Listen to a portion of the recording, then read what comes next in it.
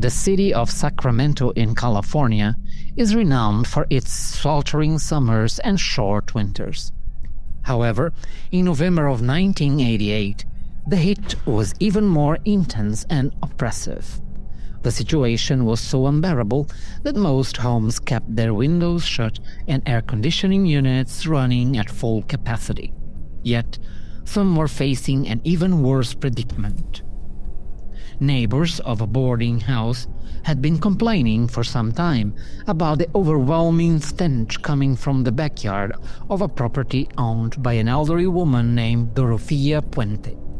The odor was so unbearable that many avoided turning on their conditioning units, as the foul air was drawn directly into their homes.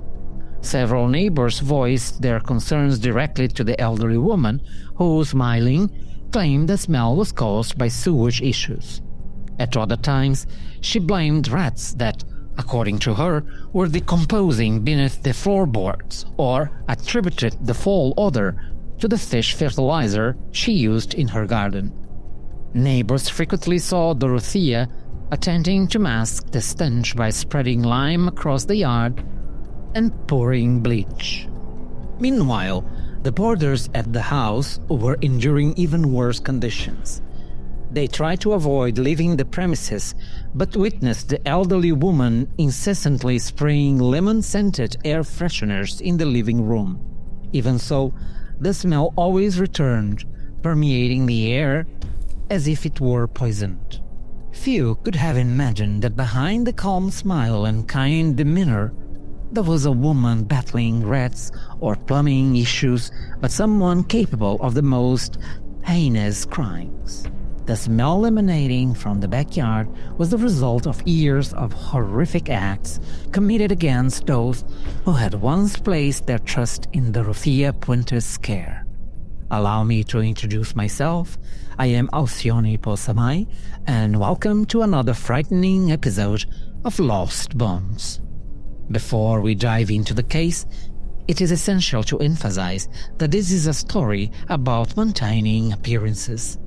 At the time, Dorothea Puente worked hard to present herself as a respectable citizen in Sacramento, a woman who made charitable donations and mingled with lesser-known politicians.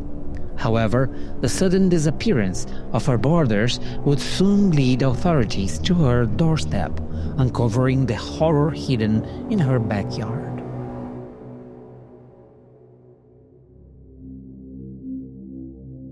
On the morning of November 11th, 1988, investigator John Cabrera of the Sacramento Police Department was dispatched to investigate a light-colored boarding house located on a quiet street in the city.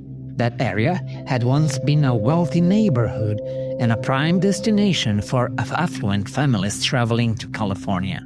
However, by the late 1980s, the district was dominated by large, unused mansions, many of which were boarded up and abandoned. The ones still occupied were often converted into vintage-style boarding houses, much like the one John Cabrera and his colleagues were looking into. Their mission was to find a man named Alvaro Montoya, who had a mental disability and had been reported missing by his social worker. The social worker's suspicions were directly aimed at the boarding house's manager, Dorothea Helen Puente. As they approached the house, Cabrera and his team noticed a tall black iron fence enclosing the property. The boarding house was adorned with Christmas lights, and lace curtains hung in the windows, giving the place a cozy appearance, as if Dorothea paid meticulous attention to every detail. However, Cabrera's experience had taught him that first impressions were not always reliable. Without hesitation, they knocked on the door and were greeted by Dorothea herself. Direct and to the point, the investigator asked if they could inspect both the interior and exterior of the boarding house, and the elderly woman readily allowed them inside. The interior was filled with items typical of an older person's home: small vases, porcelain dolls, and decorative napkins. Though cluttered with knickknacks, the environment seemed serene.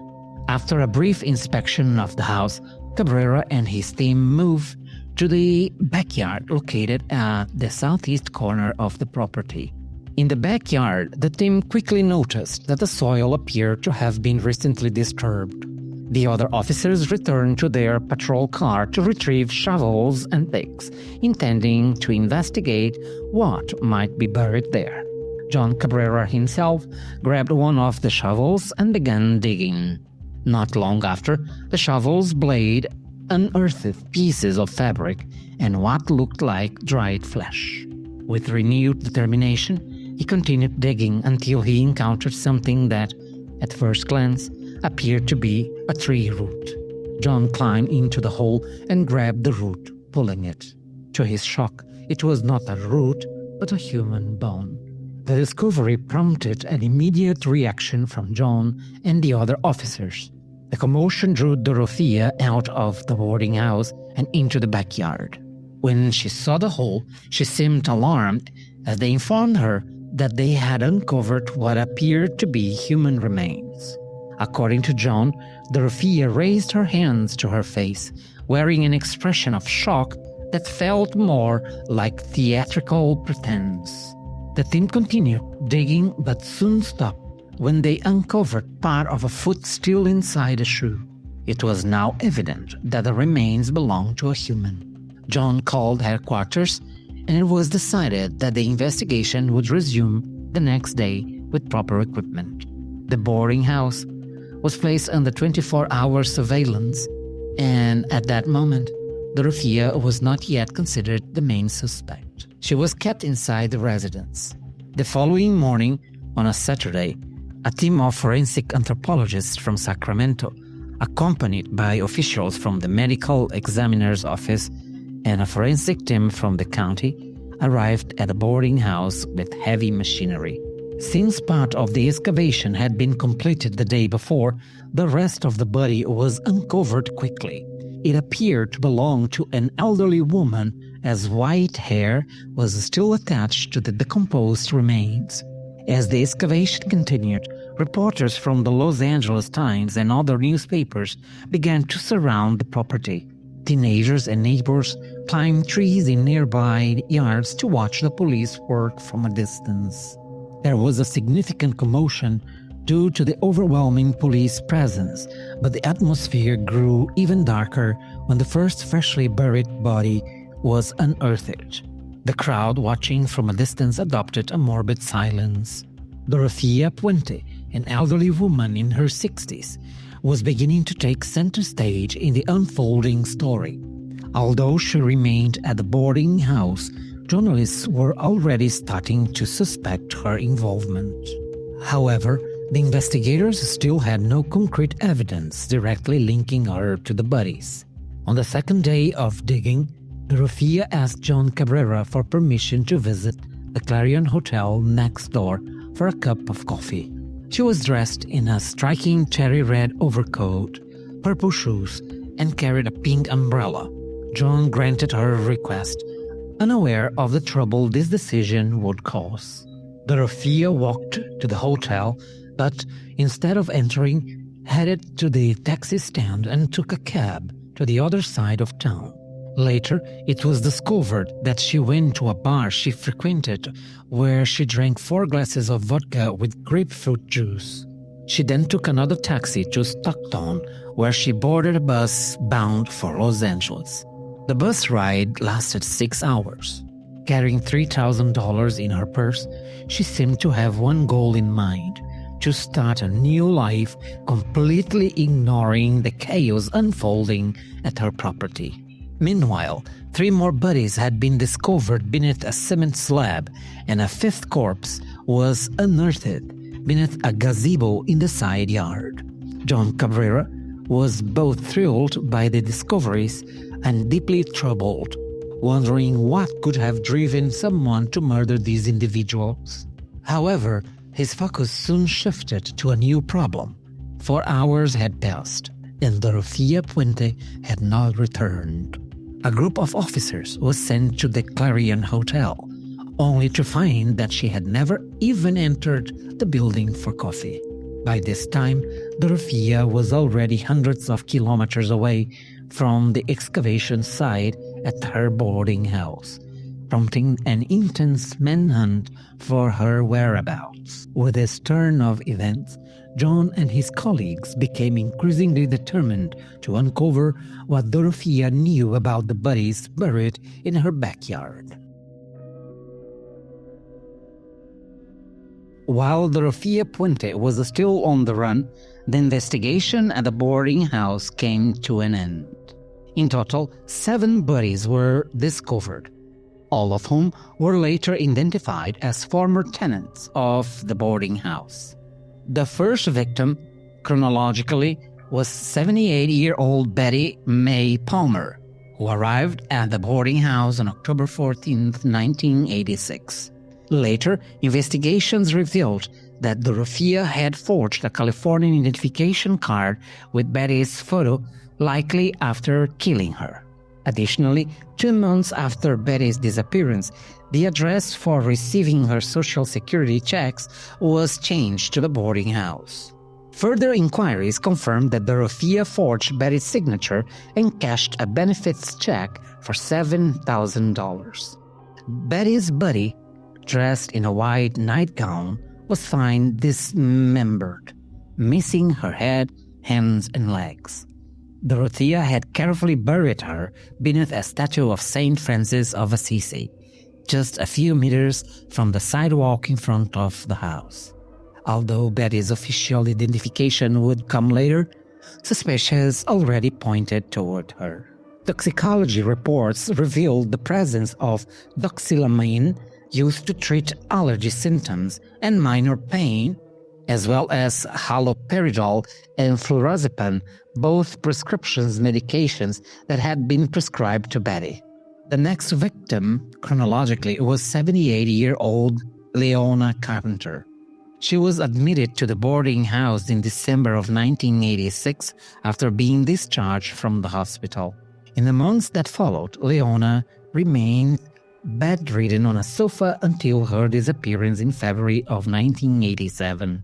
Her body was the first to be uncovered by John Cabrera and his team. The third victim was 62-year-old James Gallup.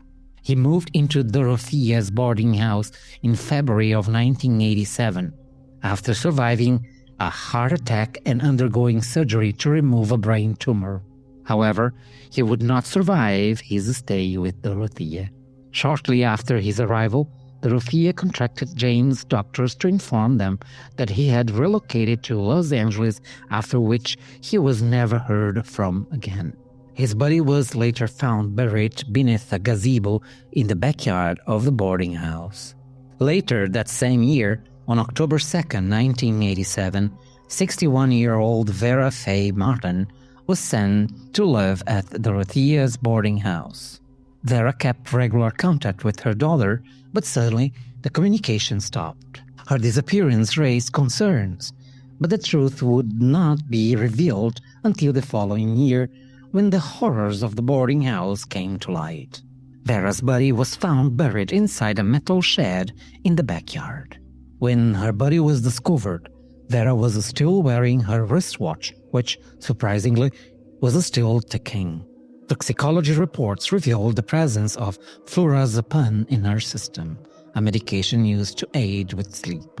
By late October of 1987, 65-year-old Dorothy Muller, a Native American woman, was placed under Dorothea Puente's care. Dorothy was last seen by her social worker, who told investigators she had seen Dorothy smoking a cigarette on the front porch of the boarding house. Dorothy was described as an elderly woman struggling with severe alcoholism who often recited bitter poems about love. In late November of 1987, a carpet cleaner was called to the boarding house to remove a pile of foul-smelling sludge from one of the rooms. According to investigations, this was Dorothy's room. After Dorothy's disappearance, Dorothea began forging her checks, collecting at least $11,000 in benefits. Dorothy's remains were discovered beneath a concrete slab near some rose bushes in the backyard. When her body was unearthed, her arms were bound to her chest with tape. Toxicology tests found both flurazepam and carbamazepine in her system. The second to last identified victim was 55-year-old Benjamin Feng, an alcoholic who arrived at the boarding house in March of 1988.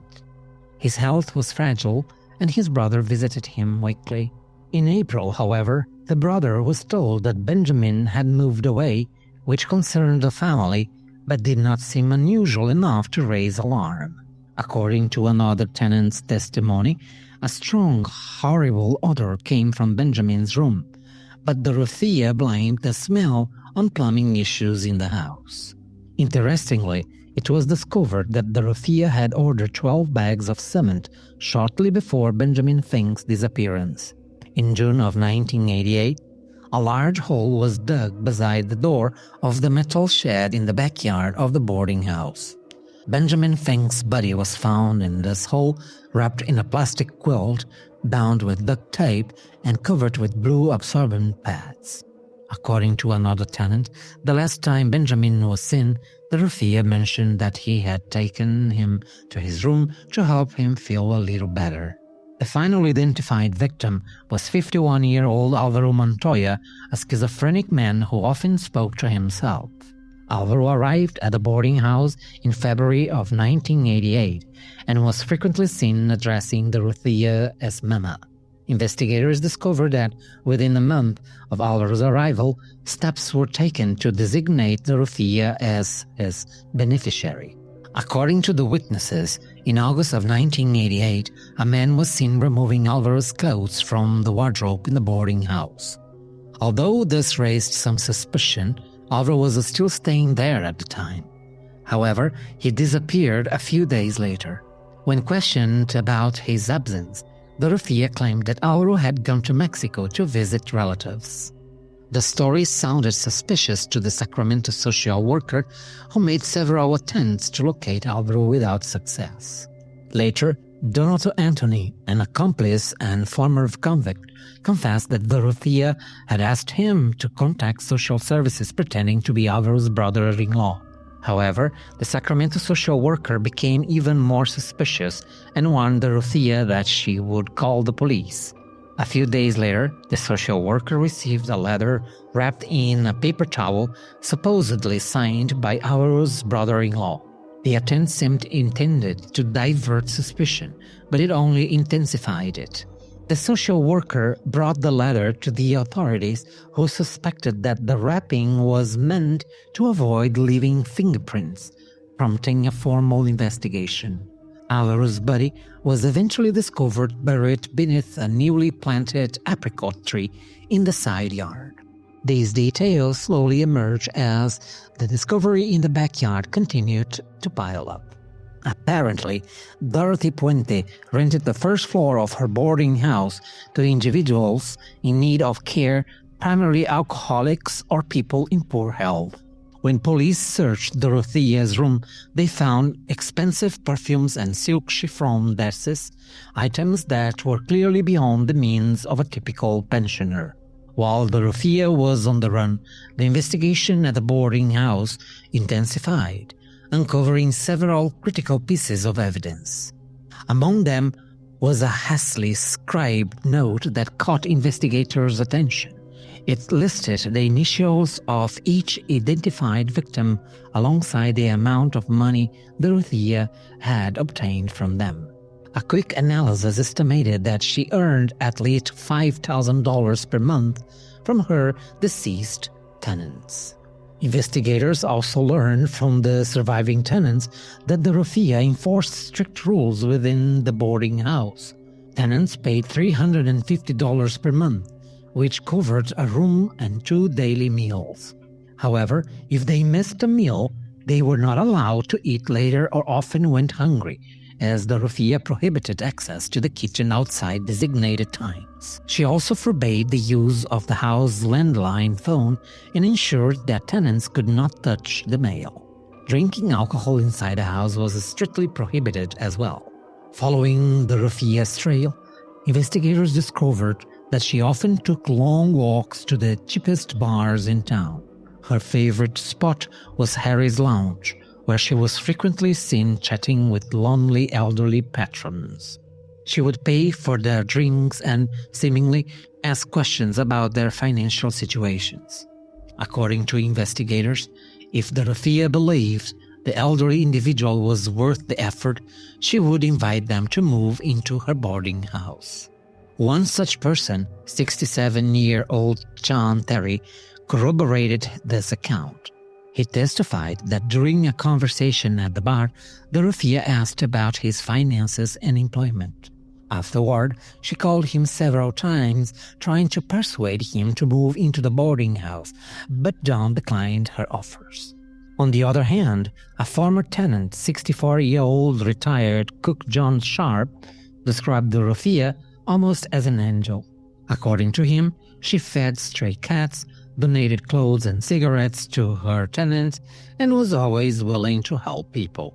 Because of these acts, Dorothea was known in the neighborhood for her kindness and was well regarded, especially by older men and local politicians. Interestingly, it was discovered that during Christmas, Dorothea often shared meat with her neighbors. This raised suspicions that the meat might have been human, but this was never confirmed, as was likely just regular animal meat. Another friend of Dorothea's, 54-year-old taxi driver Patty Casey, stated in an interview that she was a good friend. However, he also admitted that he often drove her to purchase cement, plants, and fertilizers, or dropped her off at bars around Sacramento. Through Patty, investigators learned that Dorothea lied about her age. She had told him that her documents listed her as 60-year-old, but in reality, she was 71. Moreover, it appeared that Dorothea was financing plastic surgeries with the money she obtained from her victims. According to Patty, Dorothea was a pleasant and intelligent woman. However, he also recalled that once he noticed a foul odor at the boarding house, and when he asked her about it, Dorothea replied that it was caused by dead rats rotting beneath the house. While Dorothea remained on the run and with no leads to her whereabouts, police decided to delve deeper into her life. This exploration would lead to even more macabre discoveries. From the beginning of the investigation, the Sacramento police began constructing a criminal profile of Dorothea Puente. Through conversations with former tenants and those close to her, investigators noticed a recurring pattern. Before a tenant disappeared, Dorothea would always mention to someone that the person was not feeling well. She would then reassure them that the person would get better soon and take them to the second floor of the boarding house where she lived herself. Dorothea always had an excuse ready. Some tenants also observed peculiar behavior. Dorothea hated losing control. On one occasion, when a tenant suggested how she should manage the boarding house, she packed his belongings into cardboard boxes and threw them onto the street, effectively evicting him. Faced with this behavior, one tenant left without notice to live with relatives, apparently out of fear of Dorothea. The most significant discovery about Dorothea, however, was that while she appeared to be a benevolent elderly woman in Sacramento, her past was far darker. Although authorities initially avoided sharing details with the public, investigative journalists quickly uncovered who she really was. Soon, they pieced together her story and revealed without holding back the true nature of the boarding house owner, known for hiding bodies in her backyard. According to the investigations, Dorothea grew up in the city of Redlands, California. Her mother, Trudy May, had about 18 children, though she often claimed to be the youngest. Journalists discovered that Dorothea was actually the sixth child. Her father, Jesse James Gray, was a troubled alcoholic. During his drunken episodes, he would threaten to kill himself in front of his children. Jesse died of tuberculosis when Dorothea was only 8 years old, and a year later, her mother died in a motorcycle accident. After losing their parents, Dorothea and her siblings were sent to an orphanage, where she later reported experiencing sexual abuse. According to journalistic investigation, Dorothea went through several foster homes during her childhood. Using census records, it was discovered that at the age of 13, Dorothea lived with a family in Napa, California. By the time she was 16, school records indicated she was living in Los Angeles. Less than a year later, she relocated to Olympia, Washington. During the summer of 1945, in Olympia, Dorothea was known to her close acquaintances as Sherry. She worked at a milkshake shop and lived in a motel room with a friend, where they also took on side jobs as sex workers. Still 16 years old that same year, Dorothea met Fred McFall, a 22-year-old soldier who had just returned from the Philippines after serving in the World War II. In an interview, Fred stated that Dorothea knew she was beautiful and understood how to make money whenever she wanted. A few months later, the two married in Reno, Nevada. Interestingly, at the time of the wedding, Dorothea claimed to be 30 years old and gave her name as Shariale A. Resile, details that were officially recorded despite being lies. This was the first time Fred noticed Dorothea's compulsive lying. It became even more apparent when she began spending all their money on expensive clothing and fabricating stories about her past to seem more interesting. Some people close to her mentioned that Dorothea often claimed to have participated in the Bataan Death March, one of the most harrowing events of World War II, in which American and Filipino prisoners were forced to march for miles to Camp O'Donnell in Tarlac Province. The humane conditions, heat, and malaria caused the death of 650 Americans and 10,000 Filipinos before they reached the camp. Additionally, Dorothea claimed to have survived the Hiroshima bombing, to be the sister of a Swedish ambassador, and to be a close friend of actress Rita Hayworth. These extravagant lies were met with skepticism by her social circle, but no one seemed to take them seriously. Between 1946 and 1948, Dorothea and Fred lived in Gardnerville, Nevada, where they had 2 daughters. Shortly after the birth of their second daughter, Dorothea traveled to Los Angeles and became pregnant again, opting to have an abortion. One of her daughters was placed under the care of Fred's mother, while the other was put up for adoption. In 1948, Dorothea was arrested for stealing checks from an acquaintance, which she used to purchase a hat, a purse, stockings, and shoes. Upon her arrest, she pled guilty and was sentenced to 4 months in prison. During her incarceration, Fred left her. Dorothea was later released on parole for 3 years but soon fled the city. By the mid-1950s, she married Alex Johansson, a merchant sailor. Their marriage was tumultuous, primarily because Dorothea assumed the identity of Teya Singoala Neyarda, claiming to be a Muslim woman of supposed Egyptian and Israeli descent. Under this persona, she took advantage of Axel's long absences at sea, bringing men home and spending the couple's money on frivolous items. In 1960, Sacramento police arrested Dorothea for operating an accounting business that was, in reality, a front for a brothel. When questioned, she claimed she was merely visiting the premises and was unaware of its true nature.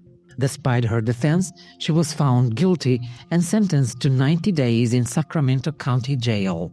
After her release, Dorothea attended a party fueled by alcohol, displaying self-destructive behavior and even attempting to take her own life. As a result, Axel had her committed to DeWitt State Hospital, where she was diagnosed as a pathological liar with an unstable personality. Although their marriage continued for another 5 years, the couple divorced in 1966. Following the divorce, Dorothea adopted the identity of Sharon Johansson, using Axel's last name to obscure her criminal past. With this new persona, she integrated herself into different social circles, presenting herself as a devout Christian and building a reputation as a caregiver. She also began supporting young women through a non-profit institute focused on aiding impoverished and abused women. In 1968, inspired by her work, Dorothea opened her own recovery home for alcoholics called the Samaritans. That same year, at 39-year-old, she married 21-year-old Robert Joy Puente. However, the marriage ended quickly and her recovery home amassed a debt of $10,000. During that tumultuous period, Dorothea attempted to legally divorce Robert, but he fled to Mexico, delaying the process until 1973. However, their relationship had become violent, and 2 years later, Dorothea filed for a restraining order against Robert. Although she never saw him again after that, for some reason she continued using his last name and became known as Dorothea Puente.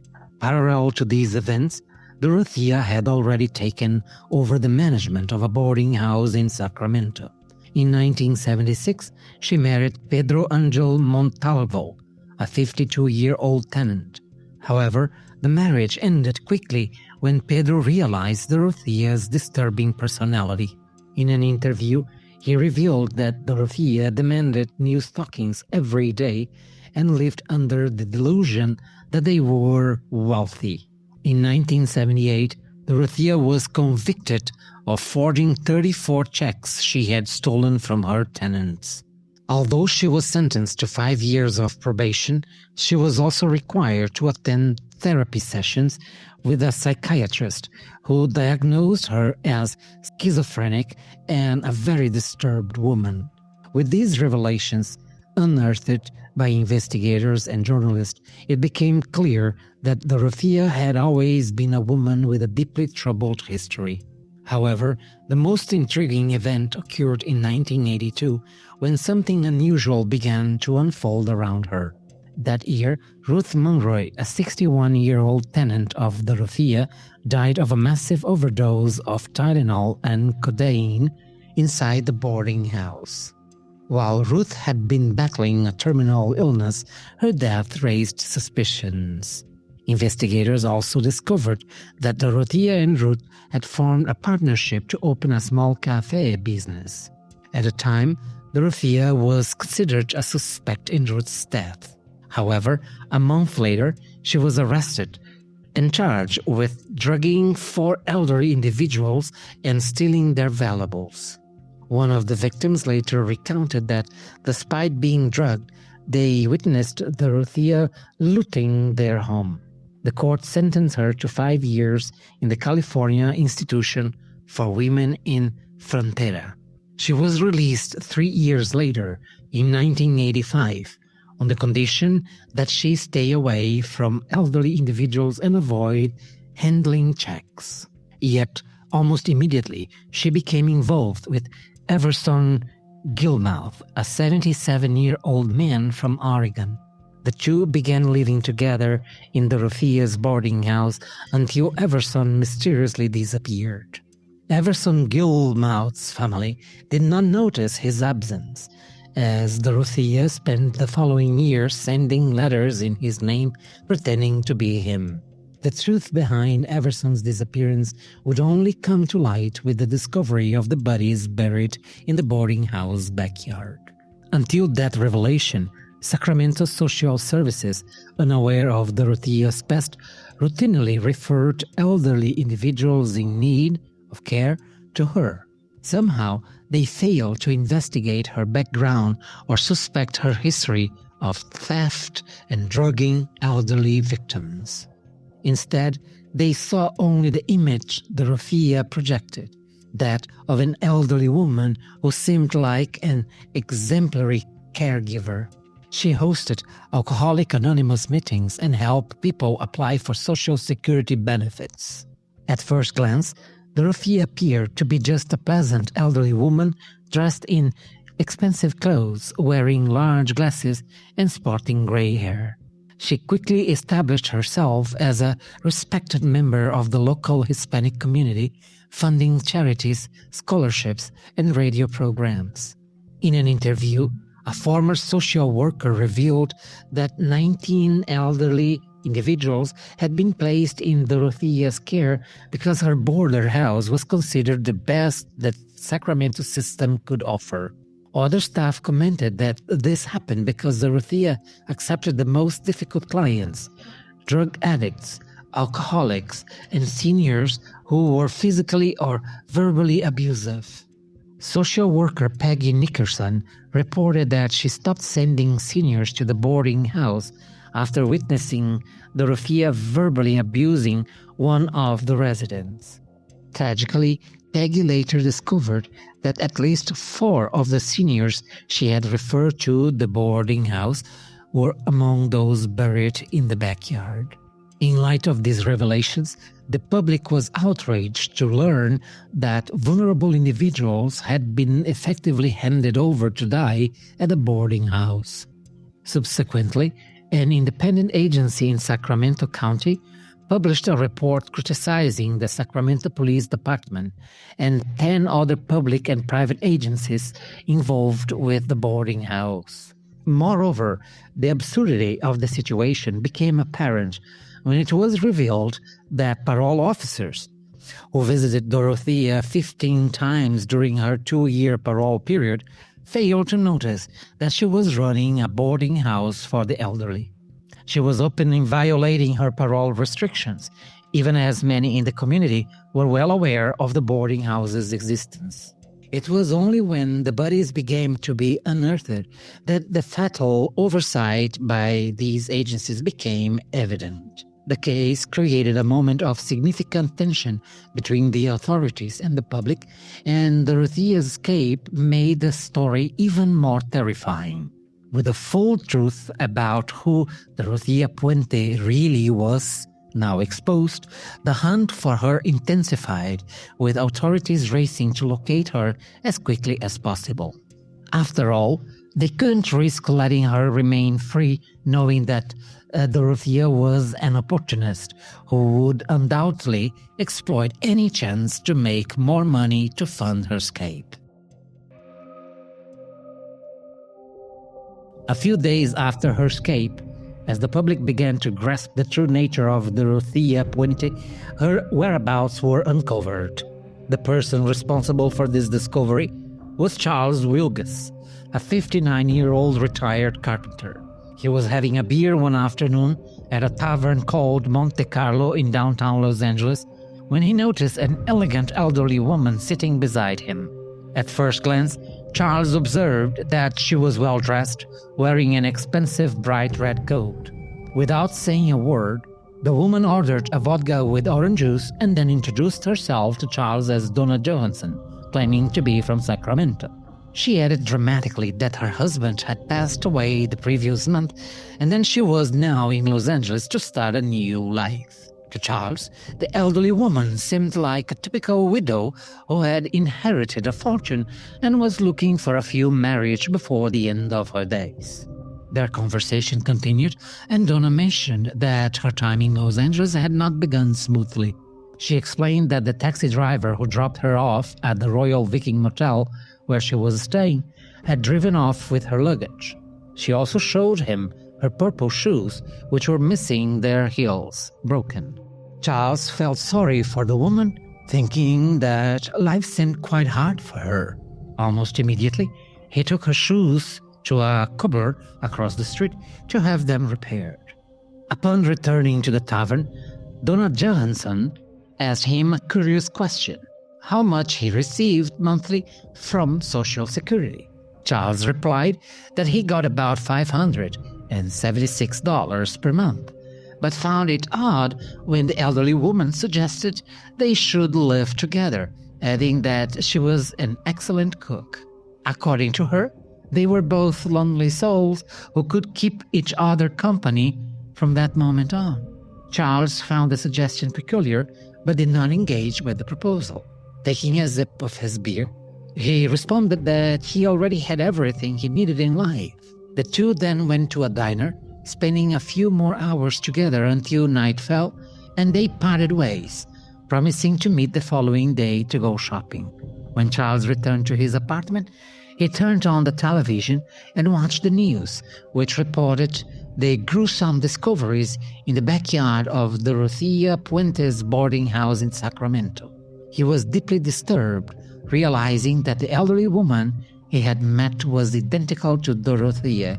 Quickly, Charles came to the conclusion that he had spent the day with a fugitive suspected of being a murderer. Not knowing what to do, Charles called a local TV station, which immediately contacted the police upon hearing his story. Meanwhile, Los Angeles police surrounded the Royal Viking Motel and arrested Dorothea. During the flight back to Sacramento, accompanied by authorities, Dorothea claimed that she had not killed anyone. However, when confronted with evidence that investigators knew about the checks cashed in the names of the deceased, she simply stated that long before any of these happened, she had been a good person.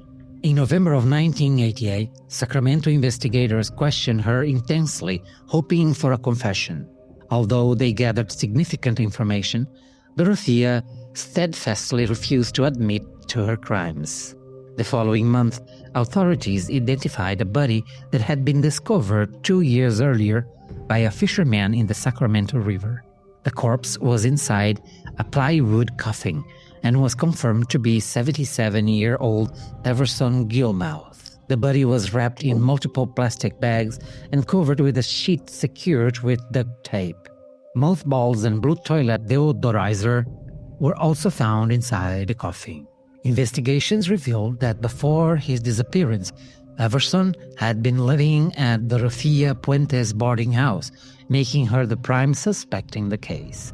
During the inquiry, it was uncovered that Dorothea had hired a handyman, Ismael Carrasco Flores, to build the box that would later be used to store Everson's body. After completing the box, Dorothea paid Ismael $800 and gave him the victim's vehicle. Ismael, apparently unaware that he had built a coffin or of the car's origin, later testified that Dorothea hired him again to dispose of the sealed and nailed box. He agreed to the task, driving about an hour to a remote area and dumping the box into the Sacramento River. The prosecution chose not to charge Ismael as an accomplice, provided that he testified against Dorothea. Finally, on March 31st, 1989, Dorothea Puente appeared for the first time in Sacramento Municipal Court. She wore a blue dress and a pearl necklace. Coldly, she declared herself not guilty to 9 charges of murder. This plea ensured the trial would take place, with the prosecution seeking the harshest penalty possible. However, it would take 4 long years to process and organize all the evidence. The trial was officially scheduled for February of 1993, but due to the immense publicity the case had generated in Sacramento, the judge decided to relocate the proceedings to Monterey, California.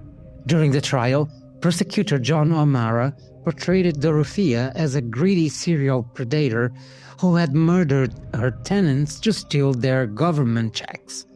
According to the prosecution, Dorothea was calculating and targeted individuals without relatives, friends, or concerned family members, people whose deaths would not raise suspicions or questions. On the other hand, defense attorneys Peter Flauting and Kevin Climo argued that the tenants had died of natural causes. They claimed Dorothea avoided calling paramedics not to cover up murders, but because she did not want to draw attention to herself, as she was operating the boarding house in violation for her parole. In their opening statement, the defense attorneys depicted Dorothea as an elderly woman with a benevolent soul who cared for society's outcasts, those with nowhere else to go. They attempted to downplay the severity of the crimes, arguing that the money stolen from the tenants was barely enough to cover her expenses, and concluding that, while Dorothea had stolen their money, she was not a murderer. The prosecution, however, brought witnesses to dismantle this narrative, including handyman Ismael Carrasco Flores, who Dorothea had hired to build the coffin for Everson Gilmouth. In total, the prosecution presented approximately 153 witnesses, over 3,000 pieces of evidence, and a scale model of the Victorian boarding house to illustrate the findings for the jury. Additionally, they displayed photographs of the victims, first alive and smiling, and then their decomposing corpses as they were discovered in Dorothea's backyard. The jury watched everything with unease, while Dorothea Puente remained expressionless, showing no reaction. She seemed to be cultivating the image of an innocent grandmother, always dressed in floral prints and sporting a typical elderly woman hairstyle. However, the prosecution faced a significant challenge. They could not definitely prove how each of the victims had died, despite finding strong medications in their systems. Their only option was to call an expert witness who testified that while the drugs found in the victims were not lethal on their own, they could become fatal when mixed with alcohol or other medications, particularly for the elderly. One witness, Dorothy Miller's doctor, reported that Dorothea had attempted to fill a prescription using the victim's identification card, but the pharmacy refused her request. This behavior was corroborated by other witnesses who described Dorothea's habit of forcing medication onto her tenants. Carol Durning reinforced these claims, recounting that victim James Gallup had confided in her that Dorothea was giving him drugs that caused him to sleep for extended periods. An employee from the Sacramento Disintoxication Center also testified that Alvaro Montoya, another victim, had reported that Dorothea was giving him a bitter and unpleasant medicine. The same employee stated that they confronted Dorothea, who became enraged and threatened to take Alvaro elsewhere if they continued to interfere with her care. The prosecution also brought in a handwriting expert who confirmed that Dorothea had forged the signatures of 7 deceased tenants on 60 federal and state checks. These checks were sent directly to her boarding house, earning her approximately $5,000. However, the prosecution used this evidence only as additional support, choosing not to charge Dorothea with forgery to avoid complicating the case for the jury. In response, defense attorney Kevin Climo admitted that Dorothea was a thief with a compulsion for stealing, but argued that this did not make her an evil serial killer. The prosecution witness, Homer Myers, who lived in Dorothea Puente's boarding house for 2 years after meeting her at a bar, revealed that, unknowingly, he had dug some of the graves for her tenants. Dorothea had asked him to dig a 4-foot-deep hole to plant a small apricot tree. Homer later suspected that the grave might have been intended for him, but at some point, he refused to sign documents related to his Social Security benefits, leading to his eviction from the boarding house.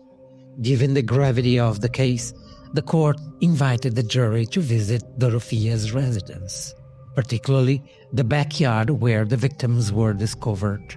They were also taken to the bars where she hunted for her victims, and through the narrow rooms of the boarding house, where many tenants were given cocktails of sleeping pills, slowly drifting from unconsciousness to death.